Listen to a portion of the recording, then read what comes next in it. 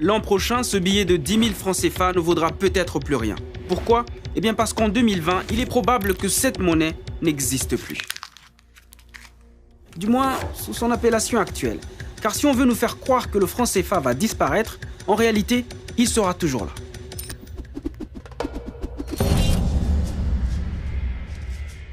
En 2020, le franc CFA est appelé à céder la place à l'ECO dans les 8 pays de l'UEMOA, l'Union économique et monétaire ouest-africaine, c'est-à-dire l'une des 2 zones monétaires qui utilisent le franc CFA. Une nouvelle monnaie qui devrait à long terme s'étendre à tous les 15 pays de la CEDEAO, la communauté économique des États de l'Afrique de l'Ouest. L'ECO est donc censé être différent du franc CFA, qui est farouchement critiqué, notamment pour ses liens avec la France et l'euro. Je vais vous montrer qu'en réalité, si changement il y a en 2020, le franc CFA ne risque de changer que de nom. L'ECO, c'est quelque part un stratagème pour les pays qui utilisent le franc CFA de ne pas faire du tout de réformes et en tout cas de couper ce lien-là avec le trésor français. C'est comme si vous alliez dans un restaurant et on vous sert la sauce habituelle, préparée avec les mêmes ingrédients, par le même cuisinier, mais avec un nom différent sur le menu. Attendez, je vous explique. La CEDEAO compte 356 millions d'habitants et totalise un PIB global de plus de 817 milliards de dollars américains. Depuis sa création en 1975, la CEDEAO rêve d'une intégration régionale qui doit passer par une monnaie unique. Et ce projet de monnaie commune a été adopté en 1983, mais n'a jamais vu le jour. Or, avec l'adoption de cette monnaie unique, la CEDEAO pourrait devenir la 18e puissance économique du monde devant la Turquie, la Suisse et l'Arabie Saoudite. Mais pour qu'il y ait cette monnaie unique, il faudrait d'abord réformer les politiques monétaires et abandonner les 8 monnaies en circulation dans l'espace CEDEAO. C'est-à-dire le franc CFA de l'UEMOA, créé par la France en 1945 et qui reste aujourd'hui l'une des 2 monnaies coloniales encore en circulation dans le monde, et les 7 monnaies nationales des pays non membres de l'UEMOA. Le 29 juin 2019, les chefs d'État de la CEDEAO ont enfin annoncé la création de cette union monétaire. Le problème, c'est que sur le papier, ça ressemble à la monnaie unique tant attendue, mais dans sa mise en œuvre, l'ECO a tout l'air d'un franc CFA sous un autre nom. Est-ce qu'il s'agit de renommer le franc CFA ou est-ce qu'il s'agit de créer une véritable monnaie unique à l'échelle de la CEDEAO qui compte 15 pays? Et c'est là que ça devient intéressant. L'agenda de la CEDEAO prévoit une approche dite graduelle, c'est-à-dire que ce sont les mêmes pays de l'UEMOA qui utilisent déjà le franc CFA qui commenceront à utiliser l'ECO, et les autres étant censés les rejoindre. Or, le franc CFA et l'ECO sont 2 projets distincts et l'économiste camerounais Martial Zebelinga est clair, les 2 projets ne peuvent pas aller ensemble. L'agenda de la CEDEAO n'est pas compatible avec l'agenda franc CFA. A priori, il devrait signer la fin du franc CFA tel qu'il est conçu aujourd'hui. Mais il n'en est rien. Le franc CFA devenu ECO continuera-t-il d'être imprimé en France ? La moitié des réserves des pays qui l'utilisent seront-elles toujours stockées dans le trésor français ? Et donc, les grandes décisions concernant l'ECO se prendront elles aussi toujours à Paris. C'est-à-dire qu'il y a donc une colonialité monétaire du franc CFA en particulier, mais il y a une colonialité réelle aussi, des structures productives. Pour certains économistes comme Dongo Samba Sylla, co-auteur du livre « L'arme invisible de la France-Afrique, une histoire du franc CFA », il n'y a qu'une seule explication. La France veut coûte que coûte maintenir la zone franc, mais elle sait qu'il faut des réformes. Et il faut que ça bouge parce qu'il y a la contestation contre le franc CFA. Et donc, je pense que leur ambition, c'est un peu d'élargir la zone franc, de renommer, disons, la monnaie, ce qui est symboliquement important, mais c'est pas essentiel, et aussi d'aller vers des mécanismes plus voilés, mais qui maintiennent toujours la même domination. Ce qui expliquerait d'ailleurs la sérénité qui règne du côté de la CEMAC, l'autre communauté de pays qui utilisent eux aussi le franc CFA, mais en Afrique centrale. Selon Martial Zebelinga, si vraiment le franc CFA de l'Afrique de l'Ouest devait disparaître, cela inquiéterait normalement le franc CFA de l'Afrique centrale, puisque les 2 sont étroitement liés et constituent l'ensemble des réserves de la zone franc. À partir du moment où les réserves de cette zone venaient à manquer, logiquement, il n'y aurait plus le franc CFA tel qu'on le connaît. À moins que l'Afrique centrale ne sache qu'en réalité, rien ne va véritablement changer.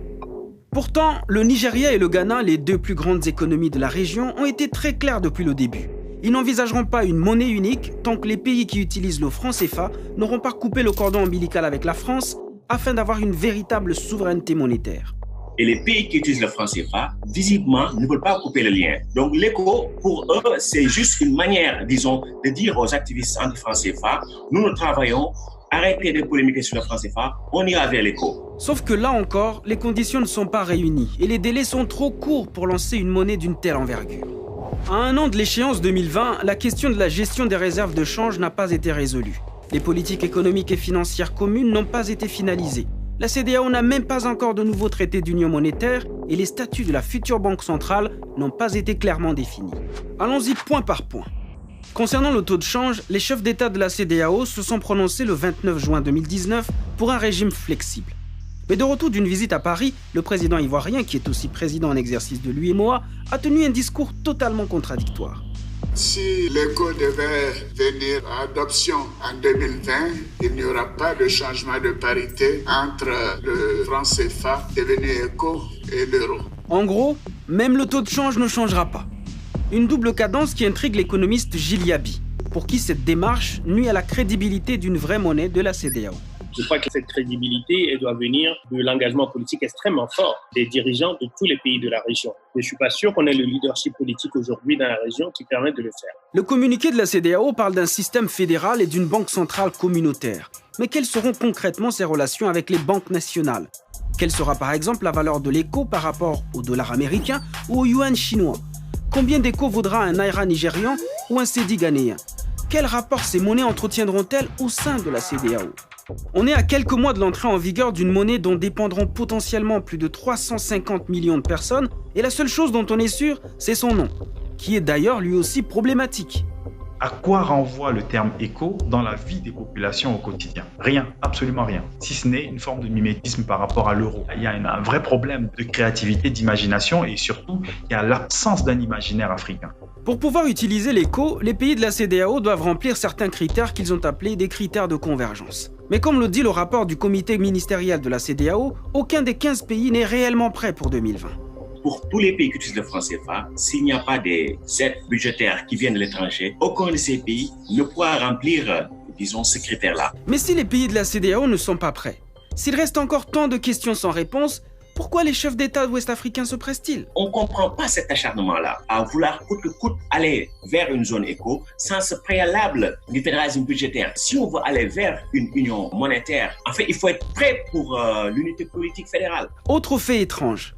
Comment se fait-il que des présidents comme Alassane Ouattara, défenseur du franc CFA, fassent partie de ceux qui subitement veulent une nouvelle monnaie en 2020? Martial Zebelinga y voit un risque d'enterrement du projet. C'est-à-dire que certains auront beau jeu de spéculer sur les retards existants dans la mise en œuvre de la monnaie unique, d'arriver à l'année 2020 en disant voilà, on a un projet qui finalement a échoué, ça ne marche pas, on reste dans l'ancien parce qu'au moins on sait ce qu'on avait avant et on ne sait pas ce vers quoi on va. Et selon Mediapart, ce scénario plairait bien aux autorités françaises dont Alassane Ouattara est proche. Les pays d'Afrique de l'Ouest francophones sont des pays qui sont habitués à des formes de tutelle monétaire. Sans la France, voilà, on n'a pas confiance en nous-mêmes. Le risque, c'est l'instrumentalisation, en définitive, de ce projet de la CEDEAO pour le faire échouer et tuer l'idée et ramener les pays africains aux monnaies qui sont en fait décriées aujourd'hui, qui sont en gros les monnaies de la colonialité.